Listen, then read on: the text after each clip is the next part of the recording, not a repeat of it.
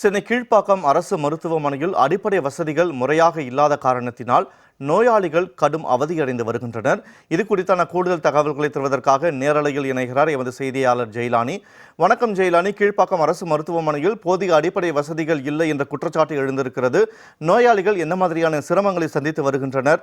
தகவல்களை பதிவு செய்யுங்கள். சென்னையின் முக்கிய மருத்துவமனையாக சென்னை கீழ்ப்பாக்கம் அரசு மருத்துவக் கல்லூரி மருத்துவமனை செயல்பட்டு வருகிறது.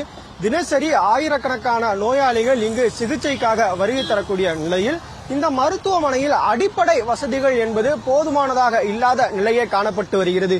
குறிப்பாக மருத்துவமனைக்கு செல்லக்கூடிய பாதைகள் முழுவதுமாக கழிவுநீர் என்பது ஆங்காங்கே பெருத்தெடுத்து ஓடக்கூடிய நிலை என்பது காணப்பட்டு வருகிறது.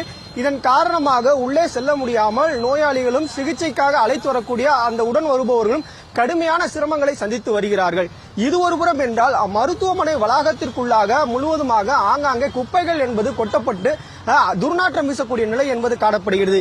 கழிவுநீர் மருத்துவமனை வளாகத்திற்குள்ளாகவே தேங்கியிருப்பதன் காரணமாக அங்கு கொசு உற்பத்தி என்பது ஏற்படுகிறது. இதன் காரணமாக அங்கு அமர்ந்திருப்பவர்களுக்கு நோய் தொற்று பரவும் அபாயகரமான சூழல் என்பதும் தொடர்ந்து நிலவி வருகிறது.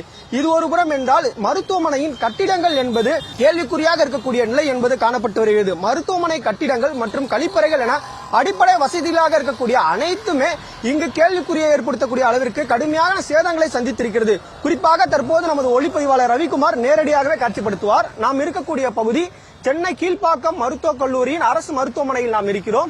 இந்த மருத்துவமனை கட்டிடம் முழுவதுமாக விரிசல் விட்டும் ஆங்காங்கே உடைப்பு ஏற்பட்டும் ஆபத்தான நிலையில் இருக்கக்கூடிய காட்சிகள் என்பது நமது ஒளிப்பதிவாளர் ரவிக்குமார் நேரடியாகவே காட்சிப்படுத்திக் கொண்டிருக்கிறார்.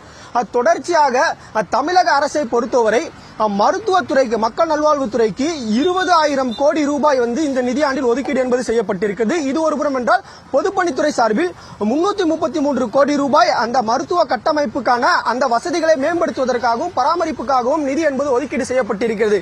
ஆனால் தொடர்ச்சியாக மருத்துவமனை கட்டிடங்களும் மருத்துவமனையில் இருக்கக்கூடிய அடிப்படை வசதிகளும் கேள்விக்குறியை ஏற்படுத்தக்கூடிய அளவிற்கு மிகவும் கடுமையான பொதுமக்களுக்கு சிரமத்தை ஏற்படுத்தக்கூடிய அளவிற்கு இருக்கிறது. குறிப்பாக ஜெயா பிளஸ் தொலைக்காட்சி சார்பாக கடந்த ஒரு வார காலமாக சென்னையில் இருக்கக்கூடிய பல்வேறு முக்கிய மருத்துவமனைகளுக்கு நேரில் சென்று அங்க இருக்கக்கூடிய நிலை என்ன, அடிப்படை வசதிகள் பொதுமக்களுக்கு போதுமானதாக இருக்கிறதா என்பது தொடர்பாக நேரடியாகவே செய்தி சேகரிப்பில் ஈடுபட்டிருந்தோம். கடந்த 2 தினங்களுக்கு முன்பாக சென்னை எழும்பூர் குழந்தைகள் நல மருத்துவமனைக்கு சென்று பார்த்தோம். அங்கும் அடிப்படை வசதிகள் என்பது கேள்விக்குறியாகவே இருந்தது. குறிப்பாக அந்த பகுதிகளில் குடிநீர் வசதி என்பது கூட இல்லாத நிலையே காட்சியளித்தது.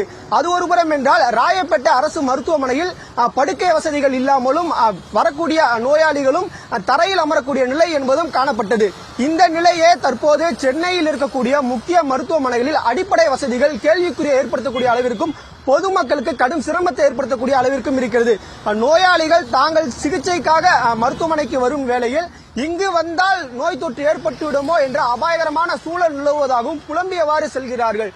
திமுக அரசை பொறுத்தவரை தொடர்ச்சியாக நிதி ஒதுக்கீடு செய்ததாக தொடர்ந்து விளம்பரப்படுத்திக் கொண்டு வந்தாலும் கூட தமிழகத்தில் மட்டுமல்லாது தமிழகத்தின் தலைநகராக இருக்கக்கூடிய சென்னையில் இருக்கக்கூடிய மருத்துவமனைகளிலேயே அடிப்படை வசதிகள் குறைவாக இருப்பதாக பொதுமக்கள் குற்றம் சாட்டி வருவது தற்போது பொதுமக்கள் மத்தியில் கடும் கொந்தளிப்பை ஏற்படுத்தியிருக்கிறது. எனவே திமுக அரசு உடனடியாக இந்த மருத்துவமனையில் அடிப்படை வசதிகளை மேம்படுத்தி தருவதற்கான நடவடிக்கைகளை மேற்கொள்ள வேண்டும் என்பது அனைத்து தரப்பு மக்களின் கோரிக்கையாக உள்ளது. வினோத், சென்னை கீழ்ப்பாக்கம் அரசு மருத்துவமனை சுகாதாரமற்ற முறையில் சீர்கேட்டுடன் செயல்பட்டு வருகிறது. அது குறித்தான கூடுதல் விவரங்களை வழங்கியமைக்கு நன்றி ஜெயலானி.